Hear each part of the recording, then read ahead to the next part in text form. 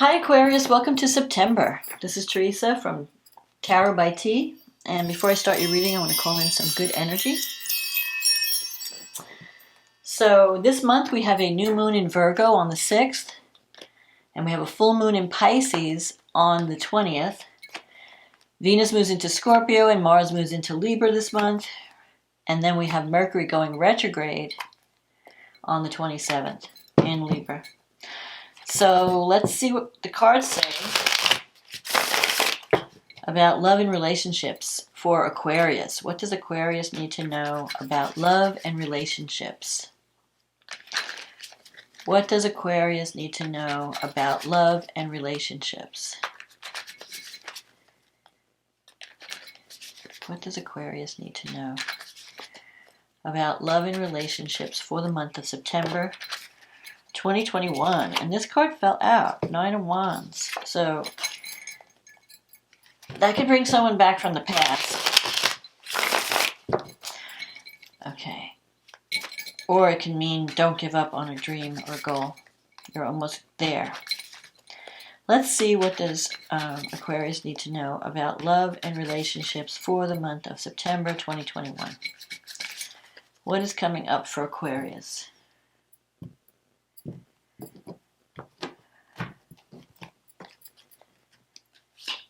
Okay, the 6 of Wands, the Chariot, the Star, the Strength card, the 2 of Pentacles, the 5 of Swords, the Lovers, the 8 of Swords, the 5 of Pentacles, and here we go, the 9 of Wands. That's the card that flipped out earlier, and the Temperance card.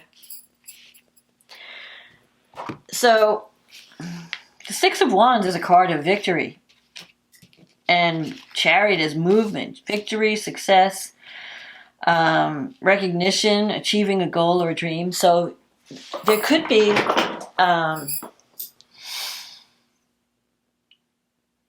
you could be having some success in a relationship this month, or in fulfilling a dream or a goal that you've been working towards. Now with the Chariot, here's the only thing, and you're going to be having to make some decisions.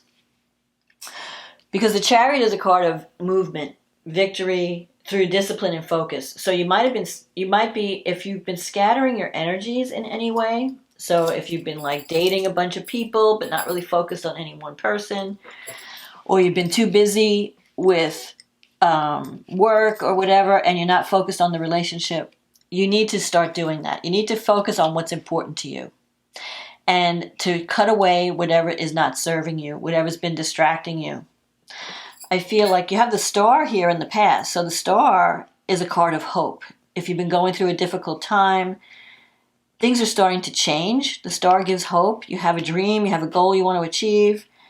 But I think I'm feeling that you're not feeling confident in this goal or this relationship. You have the Lovers here, which is making a choice or a decision about a relationship, and it's in your negative thinking sector. So maybe you're feeling like, I don't know if I can make this happen. And I feel like you're juggling multiple options because you're not sure which one is going to give you what you need. But what's also happening, though, is that because you're juggling and you're not focused on any one of them, you might not get anywhere with any one of them. You know, you might not be making progress because you're too spread out. You're not. So you really have to decide this month, who do I want in my life? What do I want in my life? And where have I been, where am I putting my energy? And focus on what's important, the relationship that means the most to you. And you can manifest a dream with that relationship. And it may also involve, because you have the Temperance card here, it may involve compromise and meeting someone in the middle, meeting someone halfway, not being rigid, not insisting that everything goes your way. You have the Strength card here. That could be Leo energy. It could also mean, let's see, what other court cards? Do you have any other court cards here? I'm not seeing court cards. There are some wands. That could be fire. There's swords. It could be air. But the strength card has to do with anger and controlling your emotions. So learning how to deal with intense emotions. Not overreacting, not going to extremes of behavior, extremes of emotion. So that could be you or a partner. It could be that you were dealing with someone who would just blow up and be angry, So if that's you, you need to tone it down. If it's someone else, they've been stressing you out with their emotional drama. Because I'm also seeing the Five of Swords here, and that's a card of dealing with someone's hostility. Someone might be feeling depressed, cut off from a loved one. Someone might be feeling trapped, like they can't move out of a situation. You have the Two of Pentacles. That's, again, it's like you're trying to hold it together. I feel like there's a relationship that you're trying to keep together, or you're trying to work things out, but you're juggling a lot. Maybe you're juggling two people, or you're just juggling work and relationship. There could be work-life balance issues. But when you come to the Five of Swords, here's the thing. You have to decide, you have to realize that the person you're dealing with, there are limitations with this situation. There are things that you can't fix. So you're going to have to decide, do I want to fix it? Can I accept this person the way they are? Because you can't change anyone. Or do I need to cut my losses and move on? That's the decision this month. What do I keep? What do I let go? Where do I focus my energy so that I can be, so that I can manifest this dream, this star card. This is your hopes, your wishes. Now the star gives power to overcome things. So does this Temperance card, relates to the Archangel Michael. You're getting spiritual guidance. But it also relates to finding a middle ground. It relates to, working with someone and coming up with a win-win. And learning how to compromise. Okay, what does the other person need? What do I need? What does the other person need? Where can we meet in the middle? Where can we compromise so that we're both happy? With the Lovers, this is something that you're going to have to decide. The Lovers definitely always comes up when there's a choice between two things. The choice can be between two different people. Do I focus on this person versus that person? Do I leave this person behind and focus on this other person because this other relationship has been just too difficult and I can't get through to them and, nothing seems to be working? Or and so you're going to someone new because you feel like, well, maybe I should just give up and try something else. Or does it mean it's the choice between staying or leaving? Staying and working out the problems, fixing, trying to deal with the situation in spite of the limitations, or move on to something new. So that's your choice. And with the Lovers, there's strong feelings here with the Lovers. The Lovers is an important relationship to you. And you may not even realize how important this is until you lose it. It's one of those things of, like, how important is this person in my life? What will my life feel like when I'm not with them anymore? And so before you take action, think about that. Because once you make the decision, you may not be able to go back on it. It may be, a done deal, and you can't go back. In your environment, you have the Eight of Swords. The Eight of Swords is a feeling of being trapped, fearful of moving out of a situation. Maybe you feel stuck. Like, my hands are tied. I can't make any changes. I can't do anything. I'm stuck. I'm trapped. But the Eight of Swords energy, and this could be your partner's energy too. Maybe your partner feels helpless. They can't do anything to fix anything. They don't know what to do anymore. The only thing that's holding people back with the Eight of Swords is fear. Fear of the unknown. Fear of moving out of your prison. So you can make choices and you can move out. If you're in a toxic situation, if you're feeling like someone's been abusive to you, or just someone's just got an anger problem, or someone's being toxic, you do have choices and options. You can break free. You just have to walk away. But you may be afraid of doing that. And you have this Five of Pentacles. Maybe you're worried about money. Do I have the money? I need support? This is like feeling on the outside, feeling isolated, feeling on the outside looking in, feeling like you're not being included. So maybe you're having a disconnect with someone. You could be going through a depression. It could also mean that someone in your life is going through a difficult time and needs help. Because this is a card of helping someone who's going through some difficulties, either depression or financial problems, maybe feelings of being stuck or trapped. And you may want to help, but you have to ask yourself, am I helping at the expense of my own sanity, at the expense of my own health? The Nine of Wands, and this is an important card because it flipped out earlier when I was shuffling. The Nine of Wands is about the battle. It's about struggling to achieve something, and you're just getting battle weary, and you're tired, and you're like, maybe I should just give up. So if a relationship has been really difficult, you may decide, you know what, I'm going to just cut my losses and move on. But with the Nine of Wands, it sometimes means that something that you thought you were done with, a person or situation, problem, comes back again to be revisited. Like you're not done yet because you haven't reached the 10. When you're at the 9, you're close to the end, but you're not there yet. So there may be one more battle before you can finally say, I'm done. That being said, it can mean that if you just give it one more try, you could work out an agreement that works. So you're kind of up, things are kind of up in the air, especially with the Two of Pentacles. You may be pretending everything's okay, but it's not. Maybe you think, well, you're being independent. I can live without this person. I don't need this person. I don't need anybody. And then you're finding like, you know what? I really do need someone. I do need this person. It hasn't been that easy without them, and they are important to me. So it can go either way. What I'm saying is if you want to make something work, you can, if you give it one more shot and you don't give up, you can make it work. But if you feel like I just can't do it, I'm really done, I need something new, I can't compromise, I can't accept this person for who they are, I want them to change, I want someone different, then you need to just walk away. So that's your choice. Do I cut my losses and move on, or do I hang in there and give it one last push? So let's see what the astrology has to say. You have a new moon in your 8th house. And Mars is also in your 8th house. So this is a house of transformation. It's the house of the dark side that we don't want to look, that's within ourselves. It's about intimacy. How do we handle intimacy? It's about other people's resources, money. Money that you get from someone else, like a partner's income or partner's support, or support from other people, like an inheritance or, funding. So with the new moon here, you have a new chance to create something, a new home for yourself. You have Uranus in the 4th house. Uranus is trining the new moon.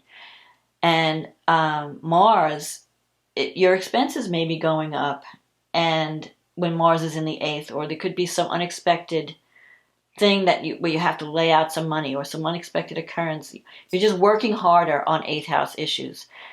So you may need to look at your dark, your blind spots, or the dark, your demons. Let's put it that way.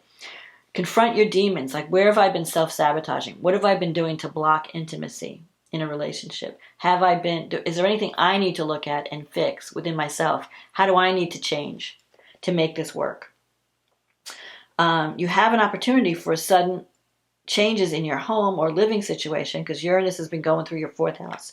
When Uranus is in the 4th house, sometimes people just don't feel settled. You feel like you don't have a home. You're constantly like your home life is very unpredictable. Today you're feeling secure. Tomorrow you're insecure. Like you might be moving suddenly, or people might be moving in. People might be moving out. You may be changing your residence. Uranus wants to free you. So on the mundane level, Uranus is shaking up your home life. But on a more psychological level, Uranus is asking you to look at early childhood patterns and family patterns. And what's preventing you from finding a home where you can feel loved, safe, and secure. And it wants to free you from anything that's been holding you back, any kind of unconscious programming. Pluto's in your 12th house. It's been there since 2008. So you're going through you're finishing a cycle, a karmic cycle. And you're going through major changes, not only physically, but psychologically. And Venus is in the ninth house. Venus is in Libra at the beginning of the month, and then she moves into Scorpio, and things will get more intense. But while she's in Libra, she's sending favorable energy to you. So the ninth house has to do with higher education, spirituality, travel. Maybe you need to get out of your comfort zone and travel. You might be thinking about traveling. And it might help have some kind of healing effect on your psyche. If you're traveling, you might connect with someone from a different culture, or your belief systems may change. Now, when Venus squares Pluto this month, it does it at the beginning of the month, there could be some power struggles with a loved person. Struggles over money, struggles over, jealousy, manipulation, a bully. Somebody may be trying to bully you in some way. So you want to just watch out for that. Mercury is in your ninth house, and it's trining Jupiter in your first house. You got Jupiter just moved back into Aquarius. It did a small stay in Pisces, and now it's back in your first house. So it's bringing you luck and abundance. And Venus and Mercury is trining Jupiter. So if you're thinking about like studying taking a class, either teaching or learning, higher education, or traveling, if you're starting some communication project, Jupiter is going to be your friend. It's going to bring you opportunities and abundance. So if you're thinking about moving to it, maybe even a long distance travel, because the ninth house is long distance, you might have luck in finding the perfect situation. Saturn is in your first house, so things have not been easy. You've been feeling tired and overworked, overburdened. Maybe even your bones have been aching. But you want to be taken seriously, and you're working really hard to change your image when Saturn's in your first house. Chiron is in the third house, so you may have some healing around family issues, brothers, sisters, or even your communication style, because the third house is communication, and also siblings, relatives, your immediate family. So maybe you need to speak up about certain things, and that could lead to a healing moment. Maybe you need to reach out to people you haven't contacted in a while, some family, and heal some of those wounds. Then we have the full moon in Pisces, and that's happening in your money sector. The moon's in the second house, and Neptune is there, and then the sun is in the eighth house. So some financial situation is coming to a head. Something is being revealed about your money. Second house is also things that you value, self-esteem issues. Am I getting what I deserve? Am I getting paid what I deserve? Am I earning enough money? Am I being valued by others, my partner? Where do I need to compromise when it comes to a financial situation? Mars is in the ninth. It's in Libra, but it's in opposition to the moon, in an out of sign opposition. So there could be something that you really want to do. You want to travel, or you want to. You may want to take some classes, and you may have some financial blocks that you have to work out, and you may have to compromise. Like, do I have enough money to do this? I have to look realistically at my financial situation. Now, the good thing about Mars this month is forming a grand trine with Saturn and the North Node. And so Mars and Saturn and the North Node in the fifth house. You have an opportunity to really make some major changes in the work that you do, how you're seen in the world. The fifth house can bring in romance, a stable partnership. The fifth house can bring in work that you actually enjoy doing, that speaks to who you are. There could be something around children, some positive outcome around children, but you've been activated. When Mars is in Libra, it's actually it's in a good aspect to your sun, because your sun in Aquarius. Mars is favorable to you in Libra, so it's giving you energy to go after, to get out of your comfort zone, to take action, to travel, to learn, to teach, to communicate what you know, your knowledge, your wisdom. So that's where you can focus your energy.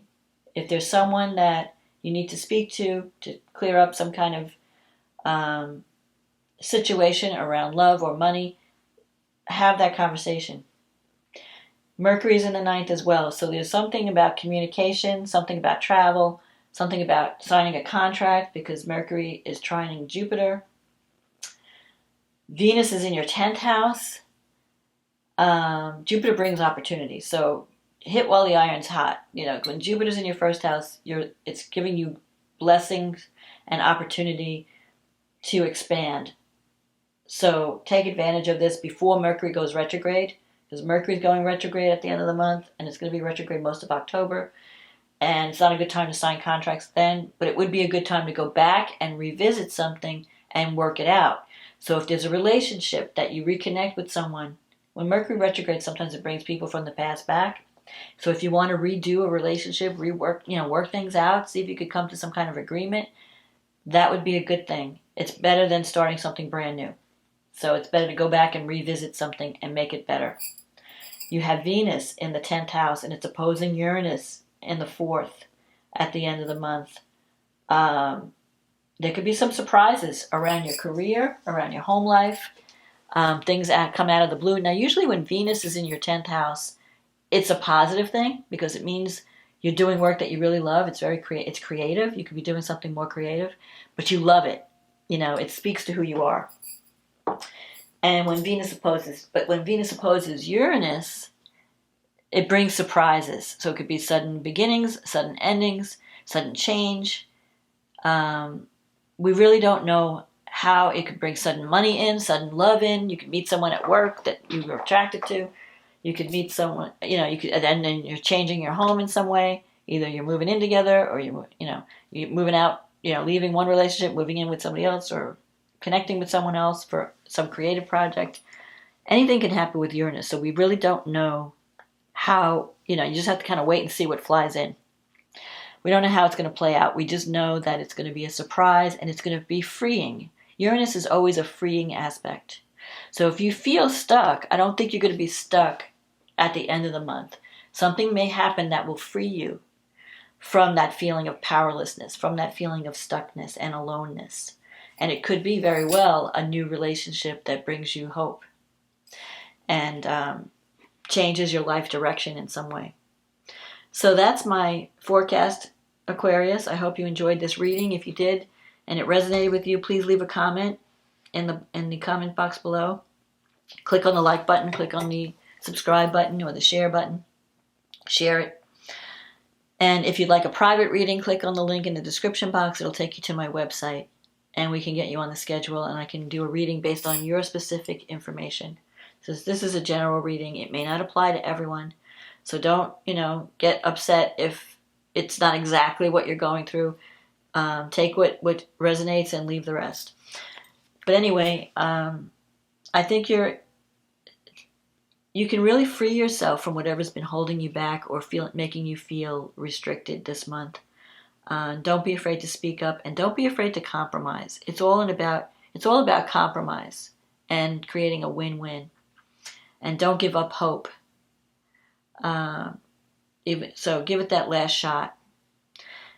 So I hope you enjoyed this reading. Thank you for supporting this channel.